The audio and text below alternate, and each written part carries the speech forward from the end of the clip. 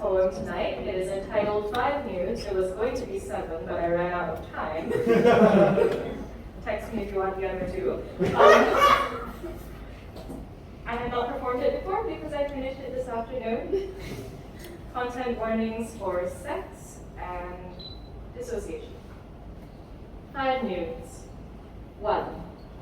Age spots on the surface of the mirror where I watched you touch my body, where I watched my body touch yours. The bottle on my dresser, emptied and clean, dry, with no closure in sight.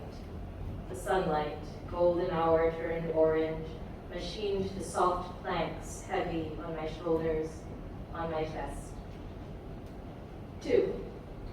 When you ask me how things are in Singapore, I am too tired to tell a lie. So I tell you, I don't so much feel like I live in Singapore, I just live in pain.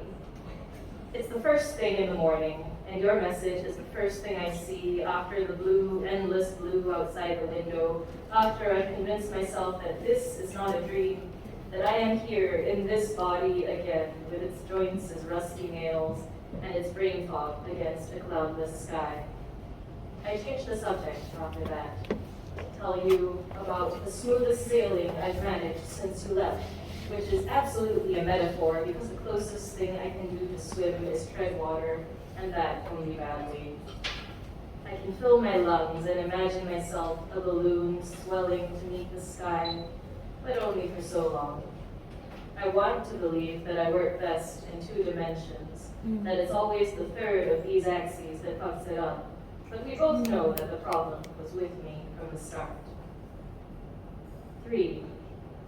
This time I'm at home, for an extremely vexed definition of home, which is to say that I'm in my family's home, standing once again between the closet and the open closet door, which is to say, I'm looking at the mirror I grew up with, seeing a body I grew up not recognizing. Of course, I'm doing this for a poem. A staged conflict between the body I have and the body I don't, which is to say that when my hand shakes and the photo comes out, strangely doubled, I am happy. I chisel and trace at this body, not stone, 2 selves and neither mine, but I'll mind them anyway, make a bottle from this vessel I am still trying to pour myself into. This image I will delete the moment I've caught its fuzzy boundaries. I hand out photocopies of my body for workshop, for peer review, hand them in for academic assessment, cut off at the arm, at the thigh, at the throat, because of course I do, because I always have. 4. The first time I call you sir, I am kneeling at your knees and we are 18 floors up, but the ground is as solid beneath me as it has ever been. It feels good, so I do it again, and again. And I'll tell you later that each time I do, it feels like my body, not my body, but me, it feels like I am at the lowest point of something like a valley, something like an angled channel cut deep into rock.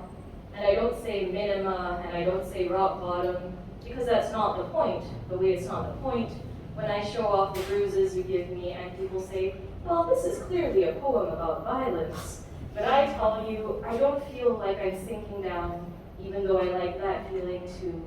I tell you, I don't feel like I'm negotiating a landing, slotting my way back into earth. But I feel like I know that I am right where I am, body and all, safe in this knowledge and this moment, looking up to peaceful dark sky all above. I come back to those moments when I am tasked to write a sestina, grasping for something I'd like to repeat. A poet I admire reads it and tells me, clearly this is about the first time you say I love you. 5. Even at 4 a.m., the light comes streaming in thick slats, too deep to be golden, but warm, still warm and sweet. It moves but slowly. I don't know why I expect light to move fast, call it the problem of rapid transport, of falling asleep at windows with my body still chasing the round and distant moon. And I tell you that it feels like all the world is caught in amber, if only amber had a more regular crystal structure, Or perhaps it is sugar I am thinking of, brittle browning in the pan. Drip the morning soft from a spoon. Watch it form a ball. Thank you.